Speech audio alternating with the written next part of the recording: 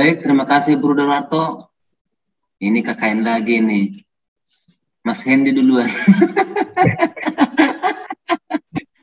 Siap Pak Siparmata, Bapak moderator yang mulia ini yang mengantarkan kita semua pada pembicaraan yang lebih berbobot dari hari ke hari. Saya mau izin share screen supaya tampak dari awal. Semoga tampak ya. Tadi sempat tidak tampak. Apakah ini tampak? Nampak, sudah Mas Hendy. Nampak ya. Oke, terima kasih. Saya izin berangkat dari belakang tentang nilai-nilai dan keutamaan. Ada core value dari yayasan, lalu ada kategorisasi nilai-nilai inti. Nilai-nilai inti sekolah itu nanti saya akan menjelaskan lagi untuk mengkategorikan ini agar pendalaman Bapak Ibu semakin tajam soal nilai dan keutamaan. Lalu ada unsur-unsur budaya dan profil pelajar Pancasila.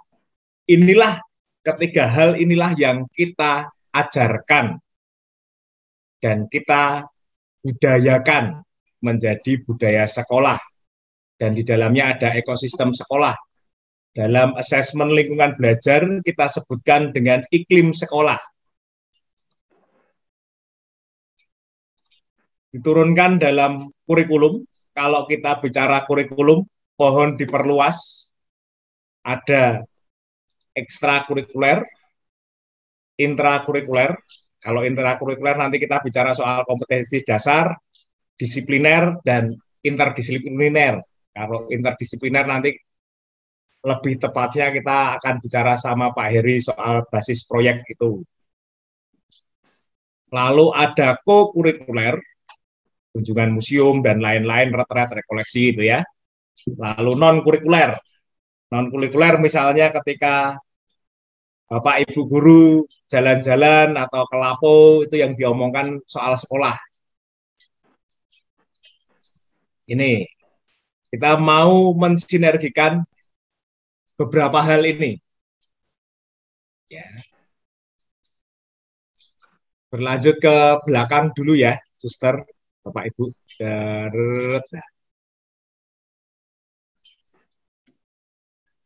Nampaknya saya perlu menjelaskan ulang bagaimana kita mengakurkan atau mendamaikan nilai-nilai yang tadi yang dimaksud dengan Darwarto untuk tidak mengangkut semua ya. Dan perlu kita jeli mengajarkan di tingkat kelas 7, 8, atau 9. Pendidikan kita adalah pendidikan berbasis nilai, Bapak Ibu Suster.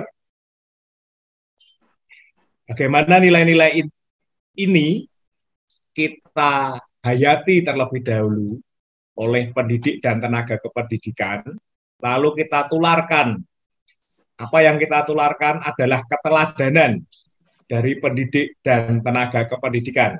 Jadi, pada model program Luber ini, yang pertama kali berbenah dan berubah adalah para pendidik dan tenaga kependidikan, yakni guru, kepala sekolah, dan stakeholder.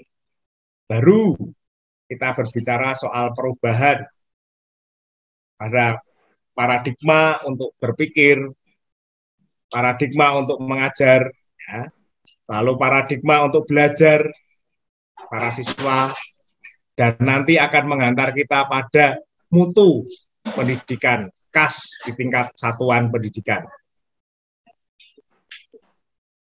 Ya, ini kemarin saya sendiri belajar dari Pak Kristiawan, juga salah seorang fasilitator, sama seperti Pak Krismanus Simarmata. Pak Kristiawan itu dari Pangkal Pinang. Core value jelas, core value ini core value milik yayasan ya. Kalau yang sudah punya, kita menggali lebih, memperdalam lebih dalam lagi berarti. Terus menerus menggali, menemukan keutamaan-keutamaan yang ada dalam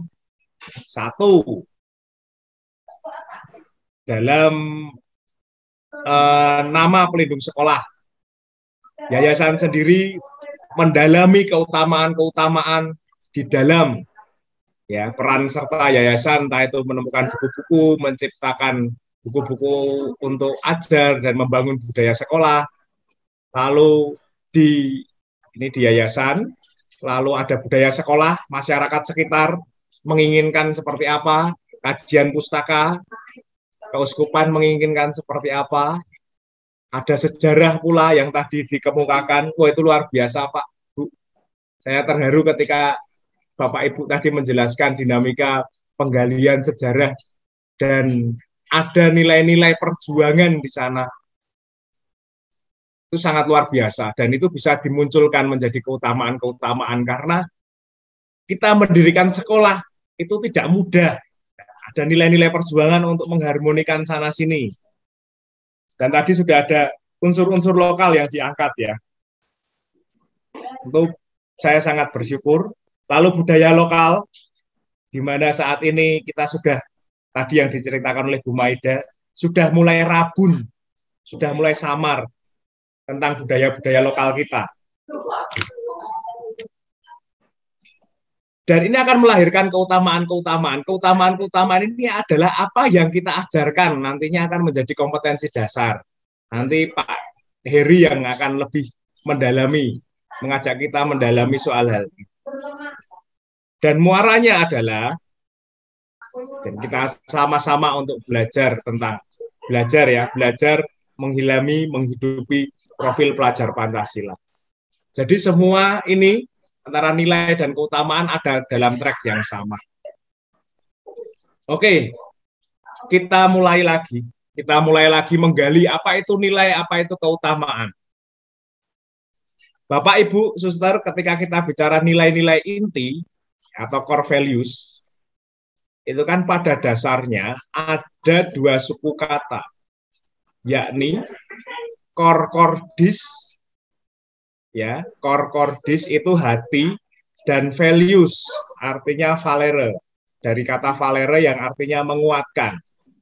Jadi nilai-nilai inti adalah prinsip-prinsip hidup yang menghantar kita pada kebahagiaan sejati. Yayasan sudah menetapkan 3 nilai inti, yakni nalar, religius, dan cinta kasih. Apa yang ditemukan oleh Bapak Ibu dalam perjuangan-perjuangan, ya, dan nilai-nilai perjuangan dalam mendirikan sekolah, nanti perjuangan-perjuangan bagaimana menghayati kebudayaan-kebudayaan, entah itu Batak Toba, Batak Karo, Simalungun, budaya Melayu, kita masukkan dalam kategori nilai-nilai tersebut ya, dalam unsur lingkaran itu ya, lingkaran core value Luber, kita akan masuk, oh kira-kira menurut kategori ini masuk dalam keutamaan mana? Misalnya gotong royong gitu ya, gotong royong. Bisa kita masukkan dalam keutamaan, atau bisa keutamaan gotong royong, bisa kita masukkan dalam nilai cinta kasih.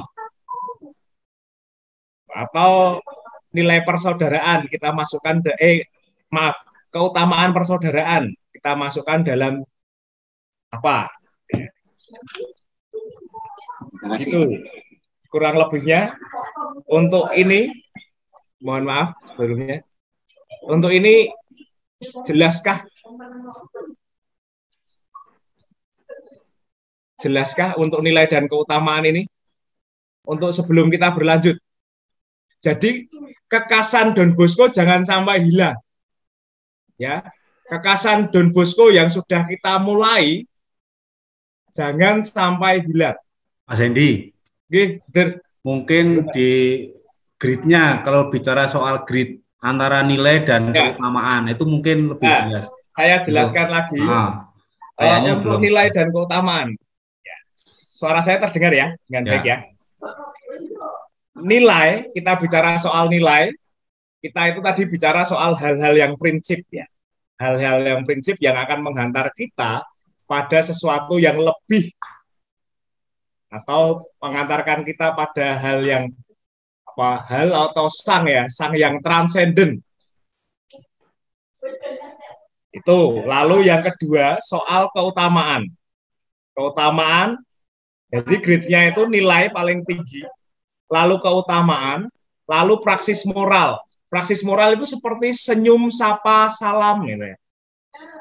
Itu praksis moral. Contoh sederhananya gini, ada nilai kesehatan. Nilai kesehatan. Untuk mencapai nilai kesehatan, itu dibutuhkan apa saja, Suster, Bapak, Ibu? Keutamaan apa? Untuk Olahraga. mencapai. Gimana, benar? Olahraga. Olahraga, betul. Terus apa lagi? Istirahat yang Apa? cukup. Tepat waktu. Bangun, apa? Istirahat yang cukup. Istirahat yang Pola cukup. hidup, pola hidup sehat. Pola hidup sehat. Makan makanan yang bergizi. Terus istirahat cukup. Terus apa lagi? Mengurangi stres. Mengurangi stres. Banyak hiburan gitu. Pakai masker. Pakai masker. Ya, itu. Begitu. Jadi yang itu keutamaannya Mas Hendy ya? Keutamaan. Ya Nah. kalau pakai masker tadi praksis Itu moral. keutamaan. Oh ya. Tindakannya, tindakan konkretnya. Ya. Begitu. Nanti Suster Parminauli akan banyak berbicara soal ini karena mata pelajarannya dulu sama, mata kuliahnya juga sama. Ya Suster ya. Nanti tolong dibantu teman-teman untuk menentukan, mengkategorikan ini nilai, keutamaan, atau praksis moral. Kita bisa masuk macam-macam lah, Suster, nanti bisa masuk kategorisasi nilai Immanuel Kant dan lain-lain ya, nanti bisa kita bantu Suster Parminauli yang belajar soal ini, dan mungkin dalam psikologi juga ada nilai keutamaan dan praksis moral itu ya. Begitu Ibu, Bapak Ibu. Oke. Dan nilai dan keutamaan itu nanti bagaimana dalam pendidikan dan dimensi sekolah kita. Izin searching lagi. Ini saya langsung ke belakang saja ya. Oh, kok belum bisa? Ya. Kita berbicara soal nilai, kelihatan ya, tampak ya, sudah ganti literasi tentang manusia sudah ya. Nampak, Mas. Ya, tampak jelas. Kita mau, karena kita sadar betul dalam diklat-diklat yang lalu kami menandaskan bahwa kebutuhan pembelajaran masa kini dan masa depan itu berbicara soal antropos, mempertanyakan soal identitas manusia. Mohon maaf, bukan soal modernitasnya, bukan soal globalisasinya, atau perkembangan apa ya, revolusi industri 1.0, 2.0, 3.0, 4.0, masyarakat sosial 5.0, tapi mempertegas identitas. Dengan nilai dan keutamaan-keutamaan inilah kita akan menggali secara lebih dalam hakikat dasar identitas sekolah kita sebagai sekolah Katolik yang ada di Sumatera Utara dan menjadi bagian dari Indonesia. Jelas ya itu ya?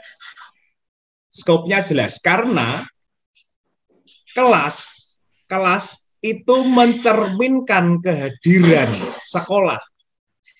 Sekolah merupakan cerminan dari masyarakat. Masyarakat mencerminkan bangsa, bangsa negara, negara dunia. Kita menjadi agen-agen untuk bergerak bersama. Menegaskan lagi di mana hakikat dasar nilai-nilai yang kita hayati sebagai manusia yang kita perjuangkan. Maka perumusan nilai-nilai itu sangat penting. Kita sudah diajak dari core value Luber tadi, kemarin, lalu kejelasan nilai-nilai tentang soal istilah nilai dan keutamaan, lalu itu menjadi kompetensi dasar, lalu nilai-nilai budaya, nilai budaya lalu menjadi keutamaan-keutamaan budaya, terus menjadi kompetensi dasar kebudayaan bagaimana. Demikian juga profil pelajar Pancasila. Itu sebenarnya yang kita ajarkan kepada siswa tidak tidak langsung berujung pada nilai, tetapi keutamaan-keutamaan itu yang kita ajarkan. Nanti Pak Heri akan lebih mendalami soal yang kita ajarkan ini dalam dalam kesempatan untuk pembuatan kurikulum. Atau mungkin sudah diajarkan ketika desain instruksional, pembuatan desain instruksional. Dan dari sini kita diajak untuk menjelaskan karakteristik profil lulusan. Tentunya akan berbeda-beda antara sekolah A, B, dan C. Misalnya saja tadi sekolah yang Santo Antonius kuat di bahasa Inggris, karena sistem bahasa dalam 7 unsur kebudayaan Kucara Ningrat itu sangat kuat. Nanti saya akan coba tunjukkan bagaimana potensi-potensi dasar itu terbukti benar nanti. Lalu profil lulusan ini akan menggerakkan transformasi. Selama ini kita, mungkin kurang sadar bahwa kehadiran sekolah Katolik itu membentuk kepribadian, membentuk akhlak, membentuk hati nurani siswa. Kita hanya, sekali lagi saya mohon maaf, kalau ada kemungkinan, yang penting mengajarlah, yang penting mengisi jam lah, gitu kan. Maka Pak Heri itu kadang-kadang selalu bilang gemes, gitu ya. Gemes, ada rasa jengkel, karena pada dasarnya pelajaran itu kan membentuk. Sekolah itu membentuk apa? Membentuk pengalaman belajar, membentuk pengalaman mengajar, dan membentuk budaya sekolah. Dan di sini ada proses transformasi untuk menyiapkan diri menuju penyempurnaan. Dan ketika bicara soal transformasi ini, kita akan berbicara utuh soal budaya sekolah dan ekosistem sekolah. Ya, ini akan semakin jelas ketika kita dari hari ke hari akan diarahkan oleh Pak Krismanu Simarmata, Pak Situhang, Suster Margaret, ya, Suster Parminauli, untuk sama-sama kita literasi tentang peserta didik kita, orang tua, masyarakat, dan siapapun. Bapak Ibu sudah memulai hal yang baik, saya mengucap syukur dan terima kasih atas hal-hal yang sudah Bapak Ibu kerjakan. Ini luar biasa ketika bahasa Inggris tadi ya, bahasa Inggris menjadi program unggulan karena disinyalir dari penelitian itu Bapak dan Bapak siapa ya tadi ya Pak Anton yang dari sekolah Antonius Padua, Ibu Helderia Tarigan dan Bapak ada Simbolon. Ya Pak Simbolon tadi itu sangat luar biasa. Nanti kok ini belum nampak. Nanti saya akan setelah Pak Heri saja nanti. Untuk nilai-nilai dan keutamaan sudah mulai jelas ya. Ya Pak Krismanus, bagaimana Parvina untuk peng-coaching nantinya. Nilai dan keutamaan supaya tidak semobil truk gitu, satu truk itu dibawa semua menjadi nilai. Semakin tampak semakin jelas kah? Apa semakin bingung? Masih bingung Mas Hendy. Ya, ada pertanyaan dulu. Sebelum ini saya ada pertanyaan dulu. Belum dilanjutkan Pak Heri tentang nilai dan keutamaan. Mari Bapak Ibu, Suster. Mas Hendy. Ya, benar. Mas Hendy itu bahasanya terlalu tinggi kok memang. Ya, Ding. Saya bahasakan sederhana, Pak. Ya. Saya bahasakan sederhana, ya. Nilainya apa yang mau dipilih, Pak? Nilainya jelas nilai itu. Nilai Don Bosco, nalar, religius, cinta kasih. Nah, religius ya, nilainya religius. Kita ambil nilai anak-anak, guru-guru memiliki jiwa religius. Nah, untuk mencapai kualitas religius yang diharapkan, itu kan ada perbuatan harian yang harus dilakukan.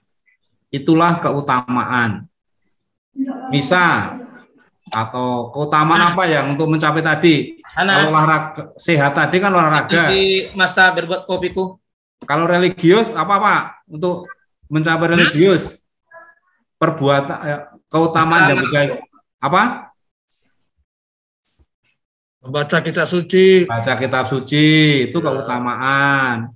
Doa-doa liturgi di sekolah itu keutamaan. Jujur. Saling mengampuni, jujur, itu keutamaan.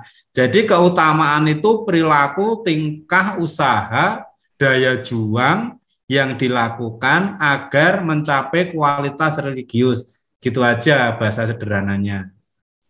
Nah, itu ya, sekarang harusnya jelas sekarang.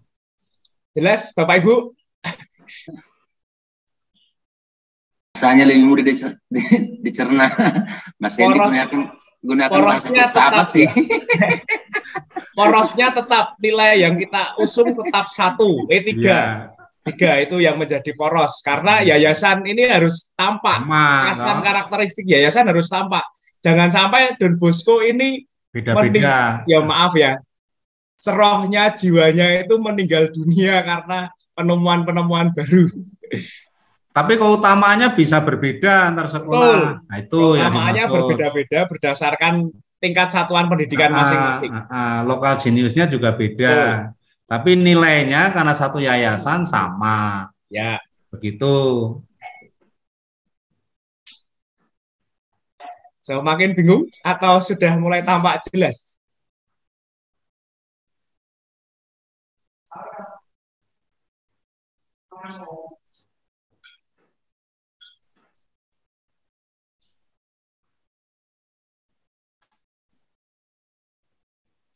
Cukup Pak Adi kali ya. Baik, saya kira dipikirkan 2 hari ini mungkin masih dicari literasi Mas Hendy untuk menggabungkan konsep itu. Cukup Mas Hendy, masih ada lanjutan atau ya, masih ada Pak Heri ini masih ada penjelasan untuk nanti keutamaan bagaimana masuk dalam pembelajaran itu nanti Pak Heri akan menjelaskan. Nilai keutamaan langsung ke pembelajarannya bagaimana. Dan akan semakin jelas nanti teknisnya seperti apa. Mari, Dery. Baik, terima kasih Mas Hendy. Ini saya kira akan jauh lebih mengerti kami karena pakarnya. Enggak ya Pak. Silakan Mas Heri. Ya, saya share screen. Sebentar ya. Tadi maaf mana? Sebelumnya kami minta maaf Bapak Ibu semuanya. Saya share screen, ternyata dulu yang seperti yang katakan tadi pernah menggali, Don Bosco pernah menggali nilai tahun 2020 dan nampaknya sudah pernah mencoba untuk mendesain di pembelajarannya ya. Nampaknya sudah pernah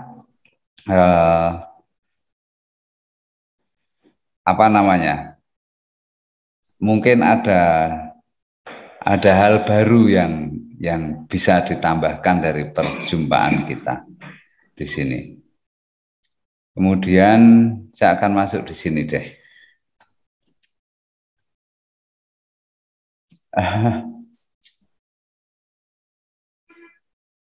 Apa ya? Setiap saat tadi itu saya punya ini. Yang di bagian siang tadi saya mendapatkan insight untuk menjelaskan ini. Sekarang saya mendapatkan insight untuk menjelaskan ini.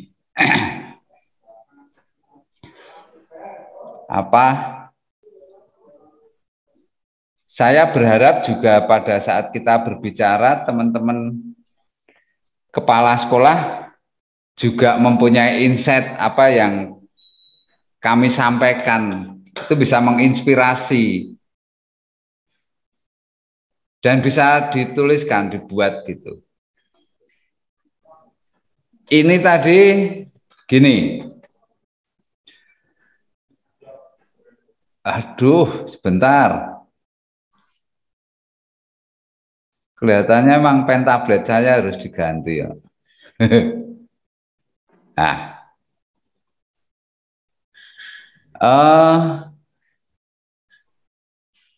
loh.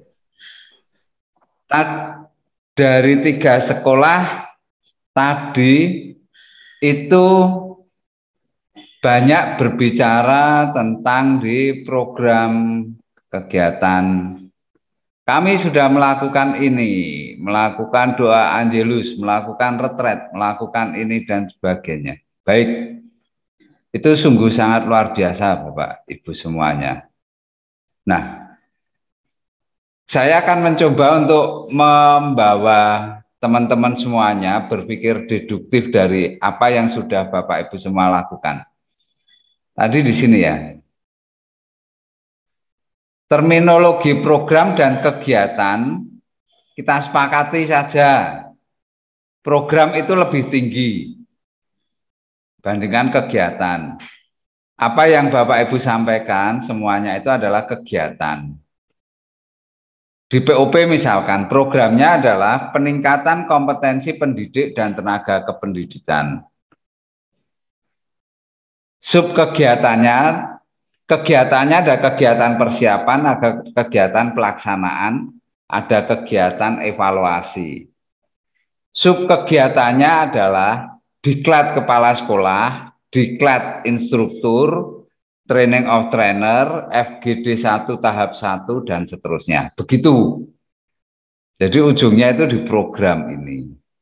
Sehingga pada saat mengatakan program kegiatan, ya kalau program ya program, kalau kegiatan ya kegiatan gitu. Nah, kegiatannya di sekolah itu ada kegiatan intrakurikuler. Intra itu di pembelajaran di kelas ya. Mudahnya gitu. Pembelajaran di kelas. Betul kan? Ekstrakurikuler, sudah tahulah ekstrakurikuler. Kokurikuler, berkunjung ke museum, wisata bahari ke Danau Toba, wisata ke Pangururan, ke air terjun Efrata, ke Tomok, dan sebagainya. Non-kurikuler ini nongkrong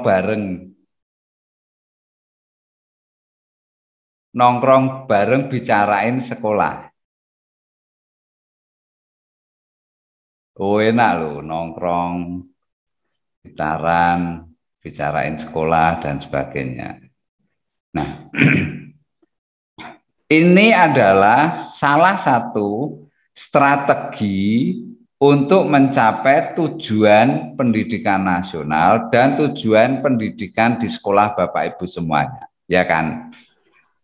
Nah, sekarang tujuan pendidikan Bapak Ibu Suster Buder semuanya tidak boleh lepas dari Undang-Undang Sisdiknas.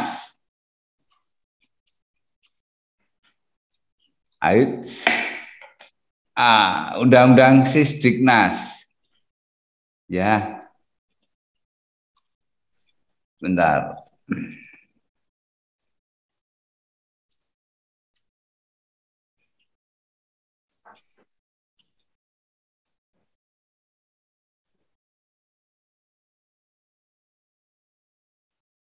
Undang-Undang Sisdiknas nomor berapa? Nomor 20. 20 tahun 2003. Terus tidak boleh lepas dari standar kompetensi lulusan. Dibuka Permendikbud nomor 20 tahun 2016. Dibuka. Kemudian standar kompetensi lulusan yang kita buat sendiri ini kan Nah, apa yang Bapak Ibu ceritakan tentang kegiatan sekolah yang sudah dilakukan itu di sini ini ranahnya ada di bagian yang saya gambar merah-merah ini. Itu strategi, salah satu strategi untuk mencapai tujuan. Setelah itu kan harus dievaluasi. Nah, sekarang balik, kita itu sedang dalam taraf ini. Belum sampai ke sini. Tetapi apa yang dilakukan, apa yang dibuat oleh Bapak Ibu semuanya itu sebuah pengalaman. Bukankah sumber belajar itu sumber belajar salah satunya adalah dari pengalaman. Oleh karena itu, apa yang sudah Bapak Ibu lakukan ini semua bisa ditarik, jika ada yang bisa dipakai sebagai ide, masukkan di sini. Begitu. Nah, idenya apa? Dalam bentuk apa? Nanti dituangkan dalam naskah akademik. Tuangkan dalam naskah akademik. Gitu. Nah, di naskah akademik ceritanya bagaimana? Ini ya. Tadi sudah saya tulis naskah akademik ya. Dari naskah akademik ini, kemudian kita akan membuat kurikulum unggul milik kita. Nanti misalkan kurikulumnya diberi nama kurikulum apa? Aquinas.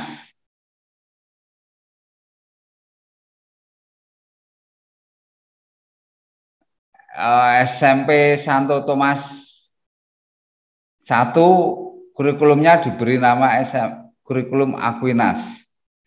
Ada yang kurikulum Trisakti. Wah. Kurikulum unggul ini itu berbasis budaya dan core value yang sedang kita kerjakan ini loh. Gitu. Tapi kan kita baru awal untuk membuat naskah akademik ini. Belum sampai mendesain atau mengembangkan kurikulumnya. Kalau ini mendesain ini. Kurikulum unggul kita itu kita mendesain kurikulumnya. Terus kemudian kurikulum ini digabungkan dengan K13 atau kurikulum merdeka. Saya sih berharap mulai sekarang orientasinya ke kurikulum merdeka aja. Teman-teman yang di sekolahan operasional langsung saja. Baru kemudian digabungkan menjadi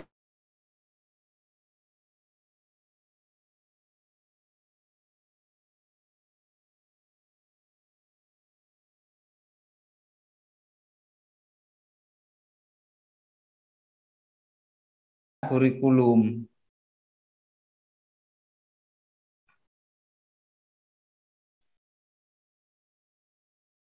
Landasan kurikulum ada landasan filosofis.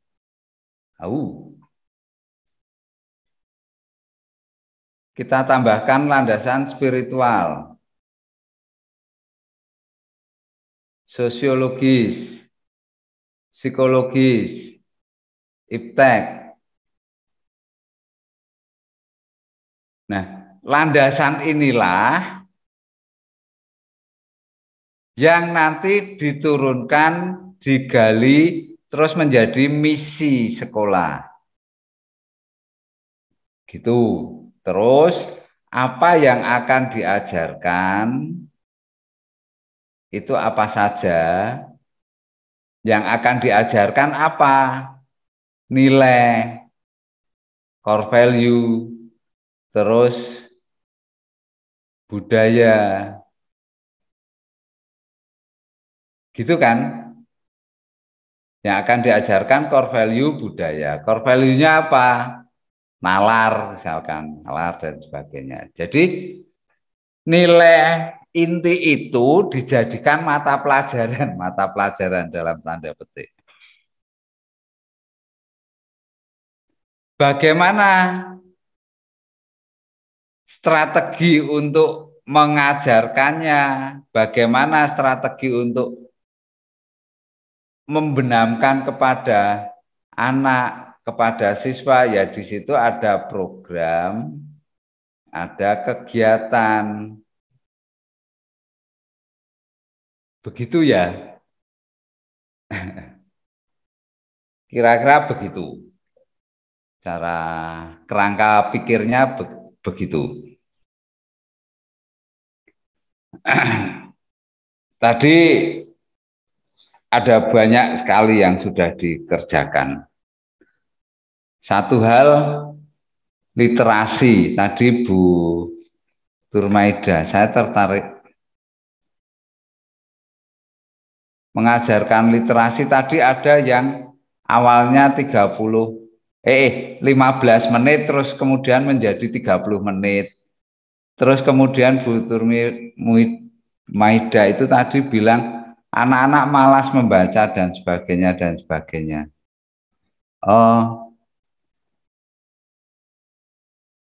Yuk kita mulai dari diri kita. Dalam teori belajar kognitif sosial, itu anak akan lebih cepat belajar dari melihat bagaimana guru. Gitu. Kognitif sosial semacam itu. Terus guru itu tugasnya gini, mengkonstruksi, membimbing konstruksi pikiran anak, gitu.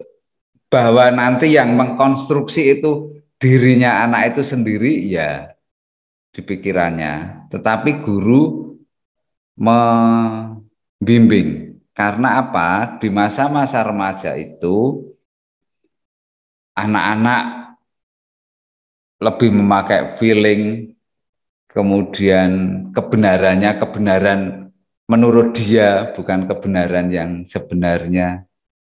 Itu yang harus diperhatikan. Gitu, jadi yuk dari diri kita yuk, gitu.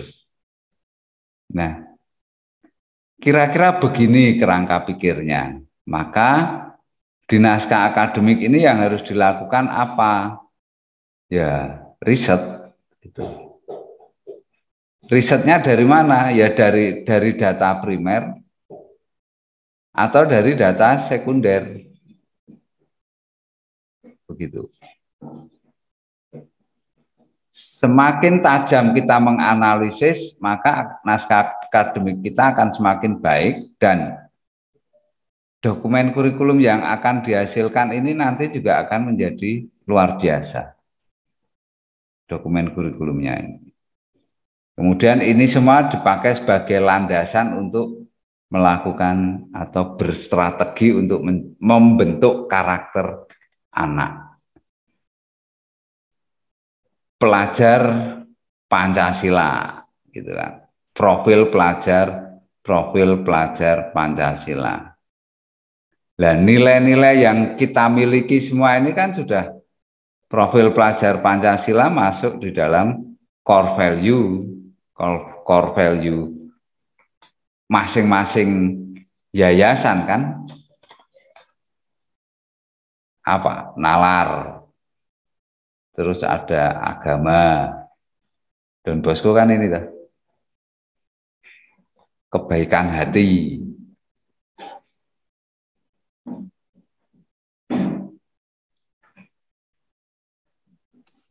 Nanti tugas Bapak Ibu juga masih harus memasukkan gotong royong itu masuk di nilai mana? Profil pelajar Pancasila ada berapa? 6 ya? 6. Yang masuk di kebaikan hati mana, masuk di agama mana, masuk di nalar mana. Terus cara untuk mencapai gotong royong gimana gitu.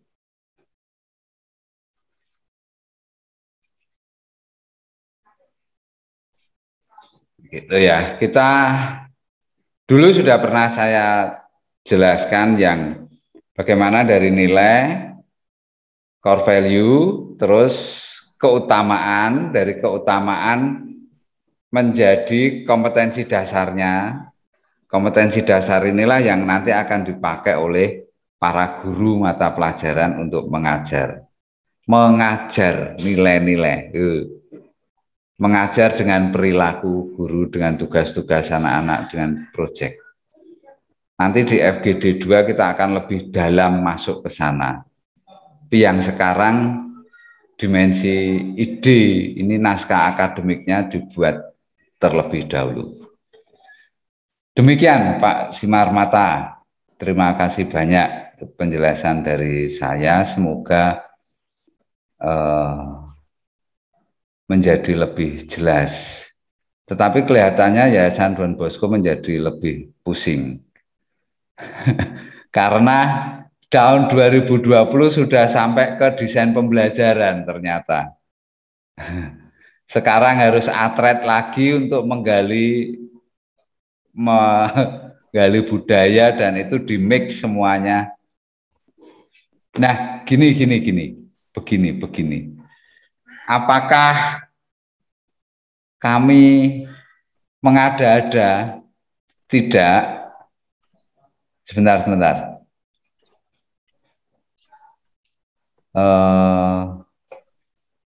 Jadi mana ini?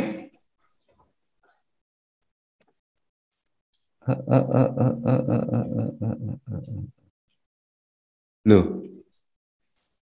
Oh, di bawah. Ini nih. Ini Undang-Undang Sisdiknas. Saya search pakai kata budaya. Pendidikan nasional adalah pendidikan berdasarkan Pancasila dan Undang-Undang Dasar yang berakar pada nilai-nilai agama, kebudayaan nasional Indonesia, dan tanggap terhadap tuntutan perubahan zaman. Saya terusin ya, saya search lagi ya. Tuh. Pendidikan berbasis masyarakat adalah penyelenggaraan pendidikan berdasarkan kekhasan agama, sosial, budaya, aspirasi, dan potensi masyarakat. Artinya apa? Saat Bapak Ibu semuanya sudah menggali potensi masyarakat, kan sudah sesuai dengan undang-undang. Negara kita negara hukum. Kalau melanggar undang-undang lalu lintas, kita dihukum ya, Bapak Ibu semuanya ya, suster. Undang-undang lalu lintas dilanggar dihukum. Tapi undang-undang KUHP dilanggar dihukum. Tapi undang-undang Sisdiknas kalau dilanggar nggak dihukum, Pak. Tapi kan ya kita harus sadar bahwa ini sudah di konsep arah pendidikannya mau ke sana gitu. Kalau ini tidak, kami paham bahwa teman-teman guru, saya 11 tahun mengajar di sekolah.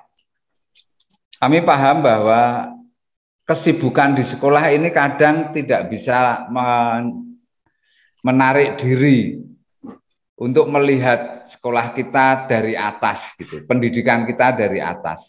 Kita larut di dalam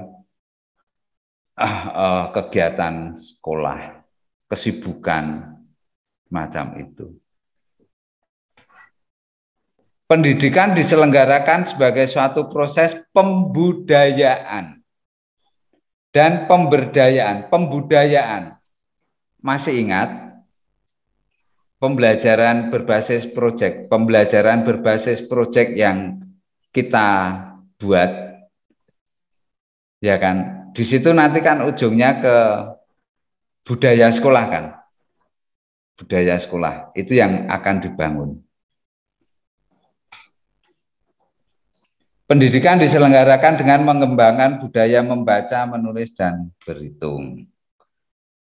Begitu, ini dari itu Undang-Undang Sisdiknas. Kemudian saya mau tampilkan, ini untuk semuanya ya. Ini adalah Permendikbud nomor 20 2016 tentang standar kompetensi lulusan.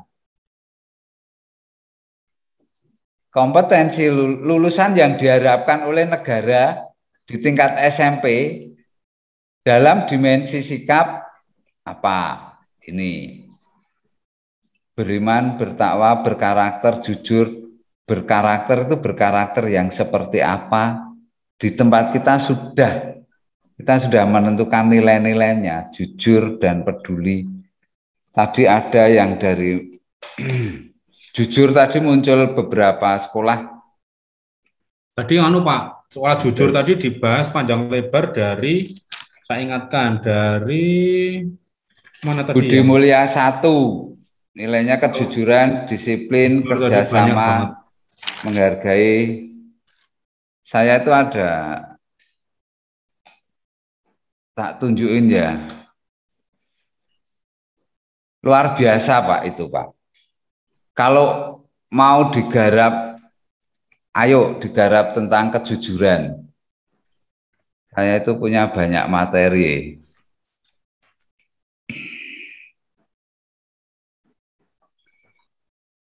Dari kesuksesan seseorang, Thomas J. Stanley itu membuat survei ini. Hal yang pertama yang menjadikan orang sukses, jujur, disiplin, pintar bergaul, mempunyai pasangan hidup yang mendukung. Yang keempat itu. EQ ada Pak di sini, suster, kepandaian. Maka tadi ada sekolah yang pengen nilai akademisnya, wah anaknya pinter-pinter dan sebagainya. Mana ya tadi sekolah mana? Trisakti 2 Pak, yang mengharapkan akademisnya orang tua itu 72% orang Trisakti ya. 2. 72% mengharapkan akademisnya bagus, tapi juga religius Pak. Ya, agama, mandiri, akademik. Ya. Nilai-nilainya doa, perjuangan, ketulusan, harmonis, serep niruha. Terus EQ itu nomor 21 untuk orang mencapai sukses. Masuk sekolah yang top itu nomor 23. Ini survei di Amerika. Lulus dengan nilai terbaik atau hampir terbaik itu nomor 30. Maka saat S1 nilai saya tetap jelek. Saya mau bilang begitu nggak tega ya. Ya karena kan nomor 30 tadi. Jadi berapa emang segitu dapatnya Mas Heri. Gimana Pak? Emang segitu dapatnya. Iya. Tetapi ternyata dari survei ini, oh ya benar. Jadi yang pertama balik lagi ke karakter kan, ke nilai. Begitu.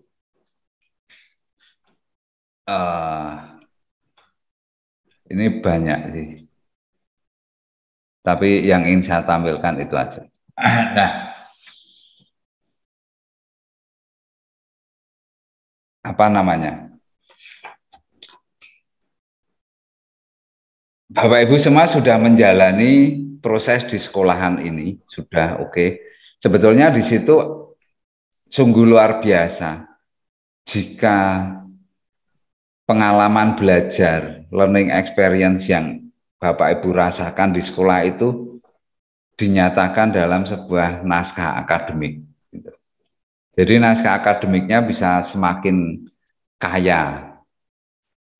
Di naskah akademik Luber itu kan ada analisis regresi linear yang saya buat dari data sekunder UKG 2015 sama Indeks Pembangunan Kebudayaan 2019. Saya menganalisis di situ regresi linear kan untuk memprediksi. Nah, sumbangan guru, kompetensi guru terhadap Indeks Pembangunan Kebudayaan itu 51,9%. Artinya apa? Artinya peran guru sangat luar biasa di dalam membangun kebudayaan. Gitu. Dokumen-dokumen negara tentang kebudayaan di pendidikan, maka kementeriannya ya Kementerian Pendidikan dan Kebudayaan. Sekarang riset Kemenristek, riset dan teknologi. Maka pendidikan kebudayaan dimulai dari riset untuk membuat naskah akademik, kira-kira begitu. Buatlah naskah akademiknya, dan saya yakin apa yang sudah Bapak Ibu semua tampilkan tadi sungguh bagi saya itu sebuah ungkapan hati, pengalaman belajar yang sudah Bapak Ibu lakukan, dan Bapak Ibu sudah mau bersusah-susah menggali sejarah sekolah Bapak Ibu semuanya, tetapi jalannya masih panjang. Saya tidak menakut-nakuti, tetapi realitanya memang seperti itu. Apakah di tahun 2022, Januari 22, kurikulum kita sudah bisa kita laksanakan? Belum. Kurikulum berbasis budaya dan karakter mungkin di 2022 akhir mungkin. Itu pun kalau cepat. Kalau setiap hari Bapak Ibu, terutama yang bapak-bapak, mengurangi waktu tidurnya untuk mengerjakan ini, itu baru bisa. Gitu. Kami sangat percaya bahwa apa yang ya Pak, gimana Pak? Lanjut Mas. Oke. Apa yang sudah Bapak Ibu semua usahakan,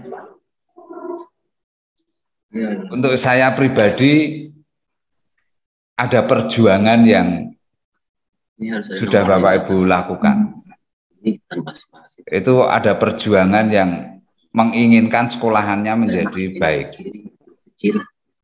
Perjuangan, dan gini, tidak hanya perjuangan secara fisik untuk mengusahakan naskah akademik ini, tetapi ada kerendahan hati menggabungkan konsep yang 2020 dulu sudah pernah digagas, kemudian ini ada sebuah konsep baru. Itu bagi saya sungguh mengharukan, Suster Pak Sitohang.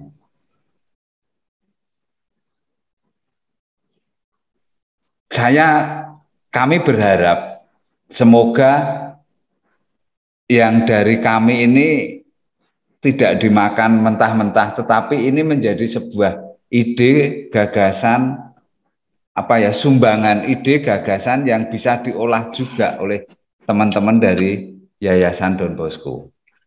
Itu. Saya itu sampai terharu benar kok tiba-tiba mendapat berita Yayasan Don Bosco sudah 2020 dulu sudah sampai mendesain ke pembelajarannya. Tiba-tiba ada POP, dan dengan kerendahan hati dan berbesar hati untuk ya semoga bisa begitulah ya. Terima kasih banyak sudah. Saya mau menambahkan tadi ya, mari Mas Pak Heri bicara, saya mau mencoba mengkontekstualisasikan karena Ini Bapak Ibu. Ini nilainya siapa ini? Johannes Bosco. Betul. Don Bosco. Johannes Bosco. Salah satu keutamaannya adalah rasional. Bahasa Bataknya ini Batak mana saya nggak tahu, Toba Simalungun atau mana. Abonaron Dobona Simalungun ya kelihatannya ya. Simalungun Mas. Betul. Ini Simalungun. apakah berkata soal rasional, mengangkat bahasa dan budaya setempat? Iya ya. Iya, ya Mas Andi. Betul. Praksis moralnya, misalnya nanti kita tambahkan misalnya di sekolah-sekolah masing-masing tadi tidak hanya membaca 30 menit tapi membaca 1 minggu 1 buku gitu misalnya. Terus menyaring buku apa, menyarikan apa. Terus soal computational thinking itu berbicara soal bagaimana kita mengolah informasi-informasi, bukan perangkat digitalnya bukan, tetapi mengolah informasi-informasi. Bagaimana? Adaptif, salah satu bagian keutamaan dari nalar, nilai nalar, adaptif.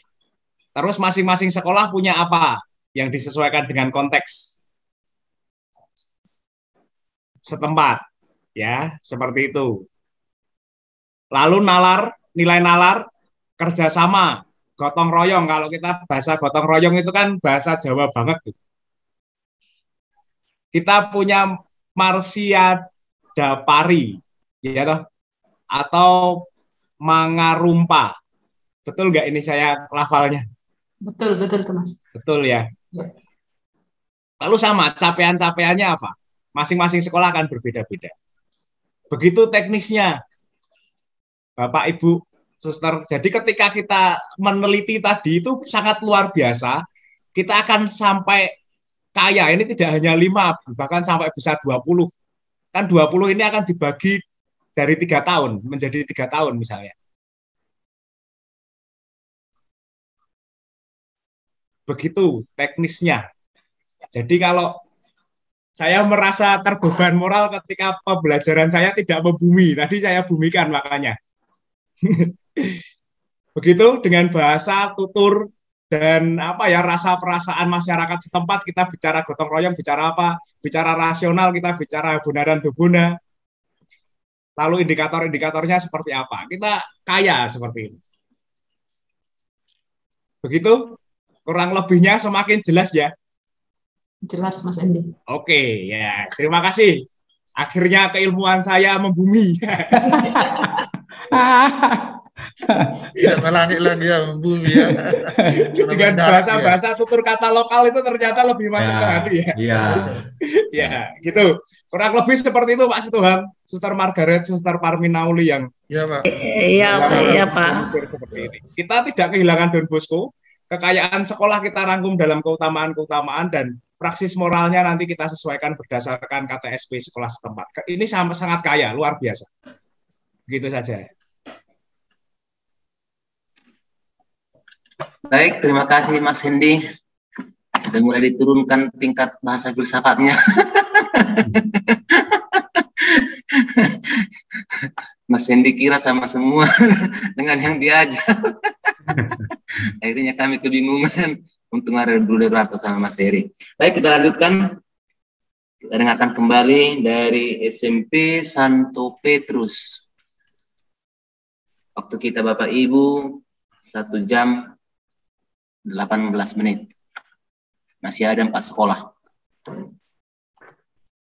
Silakan, Santo Petrus.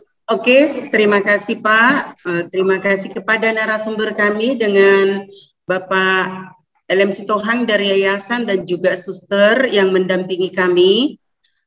Kepada narasumber kami mengucapkan terima kasih karena sesudah diberi penjelasan bahwa yang kami kerjakan itu masih pada program dan kegiatan. Sesudah dijelaskan tadi, kami sudah ada sedikit pencerahan lah, begitu. Sudah hampir tahu kami apa yang akan kami kerjakan, walaupun untuk ini kami masih mungkin bercokol di program dan kegiatan. Untuk selanjutnya nanti mungkin kami akan sudah masuk ke landasan filosofi, sosiologis, psikologis, dan iptek. Tapi untuk saat ini yang kami tampilkan di sini masih yang berupa program dan kegiatan. Oke, kedengaran suara saya kan Bapak Ibu? Jelas Bu, silakan. Jelas, oke. Kami mulai dari sejarah dari SMP Santo Petrus. Belum kelihatan. Belum muncul. Belum muncul. Masih proses kali. Oke, sejarah saya walaupun belum kelihatan, itu sekolah kami itu berdiri pada tahun 1981. Mulanya itu adalah belum kelihatan. Saya ulangi, 1981. Mulanya itu adalah Yayasan Deli Murni, kemudian merger ke Yayasan Budi Murni, dan terakhir sekarang bergabung merger dengan Yayasan Don Bosco. Itu didirikan oleh seorang pastor misionaris, yaitu Anthony Moro, Kompentual. Itu dulu didirikan pertama sekali itu ada di gereja, dan di gereja itulah yang difungsikan sebagai sekolah, dan akhirnya berkembang, dibangun, dan akhirnya sampai sekarang itu sudah kami terdiri dari SD Santo Petrus, SMP Santo Petrus, kemudian SMA Santo Petrus satu lokasi, di mana kalau SD itu terdiri dari 19 kelas, kalau SMP 12 kelas, kemudian SMA 9 kelas, dan rasa-rasanya tidak ada lagi pengembangannya hanya ke atas lah mungkin ditingkatkan, sehingga kami setiap tahunnya hanya bisa menerima siswa 4 kelas. Itulah yang menjadi batas akhir kami. Kemudian kami masuk ke kepala sekolah yang pernah menjabat di sini mulai dari tahun 1981. Itu Bapak Dr. Andus M.J. Simbolon, itu dari tahun 1981 ke 1986. Kemudian yang kedua Bapak S. Tonjol Siringo-Ringo SH, itu dari tahun 1986 ke 90, baru Bapak Kasdin Situmorang, 90 ke 92, Dr. Anda Sumiati, 92 ke 2004, kembali Bapak Kasdin Situmorang pada tahun 2004 ke 2018, kemudian Bapak Ali Jarolaya, itu tahun ajaran 2018 ke 2019, kemudian yang terakhir saya sampai sekarang mulai dari tahun 2019 sampai sekarang. Berikutnya, selama ini belum ada moto SMP Santo Petrus, jadi ketika POP ini kami diskusi dengan tim kurikulum yang sudah kami bentuk, maka kami mengambil apa kata-kata Yesus kepada Petrus yang berkata, apakah engkau mengasihi aku? Gembalakanlah domba-dombaku.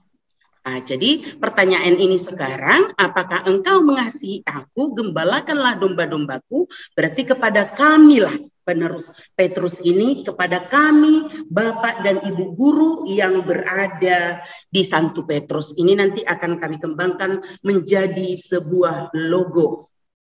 Oke, dilanjut.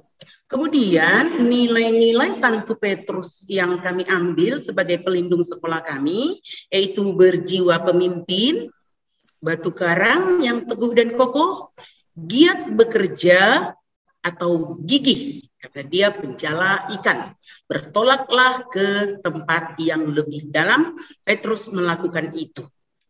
Oke, berikutnya Kemudian kami padukan dengan nilai-nilai Don Bosco. Yang kami ambil ini bukan nilai-nilainya, tapi subnilainya yang berhubungan dengan juga kami kaitkan dengan Santo Petrus tadi, yaitu satu kepekaan akan Tuhan, kelemah lembutan, keramahan, sopan santun, kejujuran, bertanggung jawab, disiplin, mandiri, kerja keras, kreatif, hormat, dan empati. Sekali lagi kami ulangi, subnilainya yang kami ambil, bukan nilai-nilai yang intinya, tapi subnilainya supaya gampang nanti kami menurunkannya ke visi, misi, dan tujuan sekolah.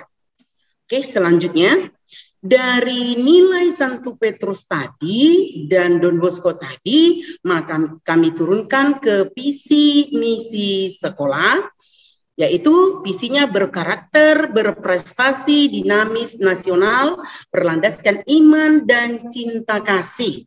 Saya rasa tidak perlu saya bacakan satu persatu karena ini sudah pernah kami paparkan. Dilanjutkan. Kemudian juga demikian tujuan sekolah, yaitu terlaksananya program keagamaan melalui kegiatan ibadah pagi, terciptanya budaya jujur, disiplin, dan seterusnya, terlaksananya program 5S, terbentuknya tim sain, peningkatan pencapaian mutu lulusan, terciptanya siswa yang berprestasi, yang ketujuh peningkatan jumlah lulusan yang melanjut ke jenjang SMA dan SMK favorit. Berikutnya mungkin di sini yang kami banyak bercerita, yaitu tentang nilai budaya sekolah SMP Santo Petrus. Yang tadi diturunkan menjadi religius, itu yang kami lakukan seperti sekolah lain juga ibadah pagi, ada renungan setiap harinya, kemudian doa angelus, dan seterusnya.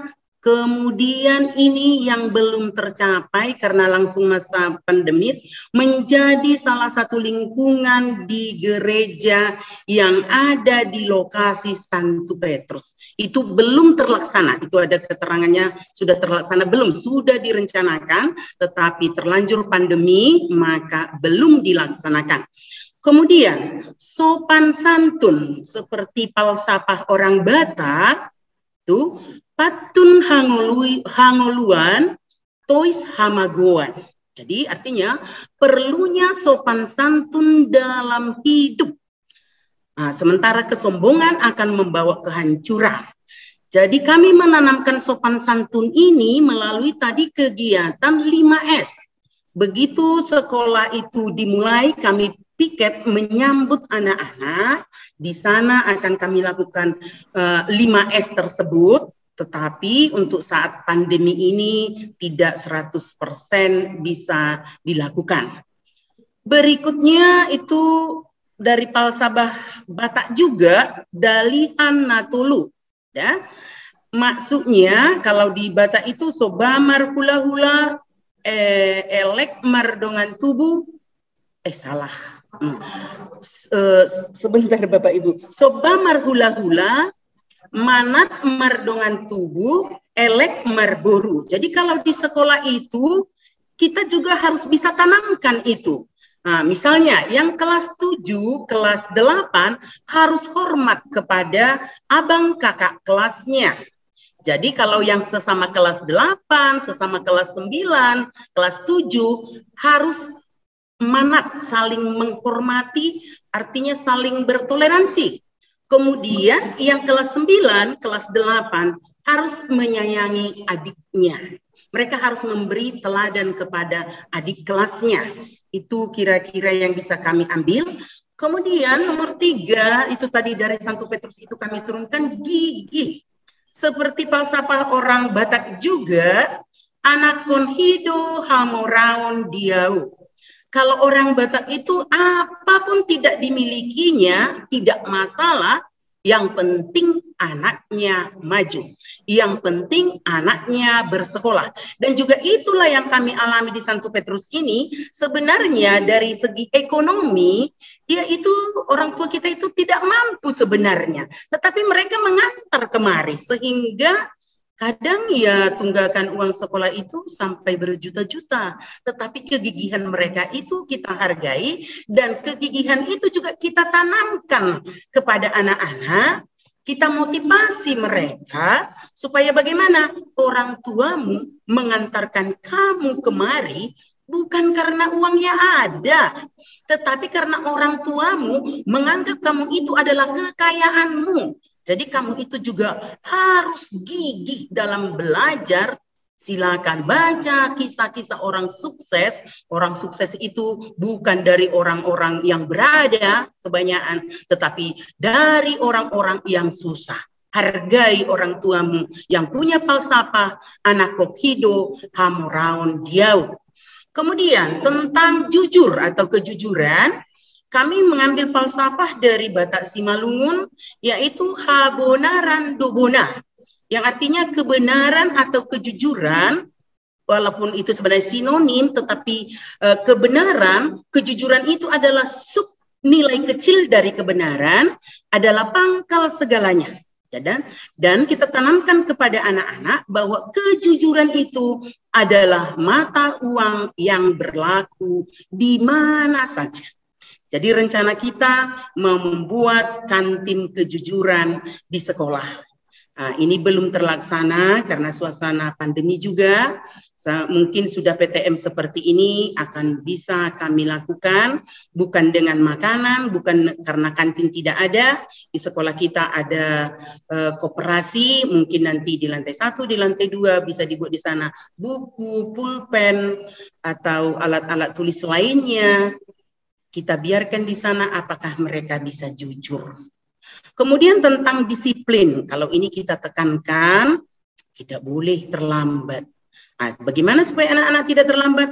Guru harus memberikan contoh teladan. Ya, saya juga harus memberikan contoh teladan. Di masa tatap muka kemarin, jam 6:30 saya sudah sampai di sekolah. Piket dari SMP 2 orang, dari SMA 2 orang, dari SD 2 orang, tetapi saya juga mempiketkan diri, memberikan contoh kepada Bapak dan Ibu guru dan juga kepada anak-anak, terutama yang mau saya sambut di sana adalah anak-anak SD, karena apapun katanya SD itu adalah modal dasar kami. Setiap tahunnya lebih kurang 2 kelas kami dapatkan dari SD Santo Petrus. Kami lanjutkan nomor 6, mengenai literasi itu melalui renungan setiap pagi, anak-anak kita wajibkan membawa Alkitab, kemudian ada juga pojok baca di setiap kelas kita buat, ada jadwal kunjungan ke perpustakaan, tetapi karena perpustakaan kami itu juga perpustakaan bersama antara SD, SMP dengan SMA, maka kami buat jadwalnya waktu istirahat itu 2 hari SD, 2 hari SMP, dan 2 hari SMA. Kita lihat kunjungan mereka ke perpustakaan cukup banyak. Dan harus di roster seperti atau di jadwal seperti yang saya katakan. Kalau tidak, antara anak SD dengan anak SMP berebut. Kalau SMA, mereka sudah bisa tertib. Kemudian toleransi atau menghargai keberagaman.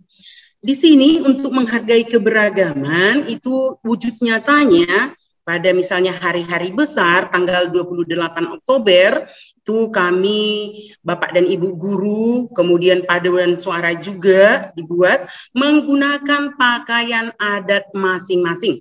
Yang dari Karo mempergunakan Uis Karo, dari Simalungun, Ulos Simalungun, dari Batak Toba, Ulos Tapanuli atau Batak Toba.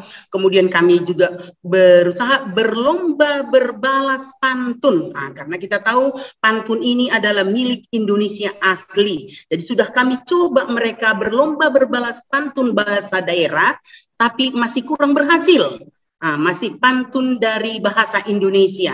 Jadi agak kesulitan mereka untuk menciptakan pantun untuk daerahnya masing-masing. Kemudian berjiwa sosial, Nah, kami di sekolah ini melakukan kunjungan sosial baik kepada warga sekolah mau juga di sekitar lingkungan sekolah ini, walaupun kami tidak boleh dikatakan mengenal secara detail, tetapi kalau itu kejadian di lingkungan sekolah kita ini, kami kirimkan papan bunga. Agak tertutup dengan settingan. Kami kirimkan papan bunga dan seperti semalam juga kami melaksanakan kunjungan sosial itu mertua dari salah satu guru di sini. Kebetulan dibuat di Jambur Pemere. Di sana kami SD, SMP, SMA, Santo Petrus melakukan acara dengan acara Katolik. Karena kebetulan mertua ibu itu GBKP, jadi menurut kami mulai dengan bernyanyi, berdoa, kemudian dua patah kata-kata penghiburan, dua penutup, maka seluruh yang ada di Jambur itu melihat kegiatan SD, SMP, SMA, Santo Petrus. Berikutnya, cinta lingkungan. Iya, ini membiasakan membuang sampah pada tempatnya dengan moto Lisaku, lihat sampah, ambil lalu buang. Kemudian melaksanakan piket, baru berikutnya kalau ada hari ekologi dunia itu kami membersihkan kawasan sekolah dan juga sampai bergotong royong ke depan sekolah di tempat masyarakat di depan sekolah kita bergotong royong dengan masyarakat setempat. Berikutnya tentang penghijauan dan bunga-bunga di sekolah kita. Selama ini kami suruh anak itu yang membawa bunganya dari rumah. Ya, yang ditanamnya di rumah dibawa ke sekolah. Tujuannya apa? Karena selama ini kita beli mudah saja mereka memetiknya, menendangnya, tetapi dengan anak itu yang membawa dari rumah diletakkan di depan kelas masing-masing, maka mereka saling menjaga. Mereka akan marah kalau diganggu kelas lain. Jadi itu tujuan kami menanamkan kepada si anak untuk peduli lingkungan dan penghijauan. Lanjut. Oke, untuk pola interaksi kami persilakan kepada Ibu Etna. Pola interaksi dan peserta didik yang ada di sekolah kami SMP Santo Petrus itu adalah menanamkan dan memadukan nilai-nilai keutamaan Santo Petrus dan nilai-nilai Don Bosco sebagai induknya yang tentunya adalah kami sesuaikan dengan tujuan pendidikan nasional. Nah, kemudian pola interaksi yang biasa digunakan di dalam kelas yaitu kurang kedengaran, Bu. Maaf. Tidak kedengaran tadi. Coba. Tidak kedengaran. Sudah diberikan.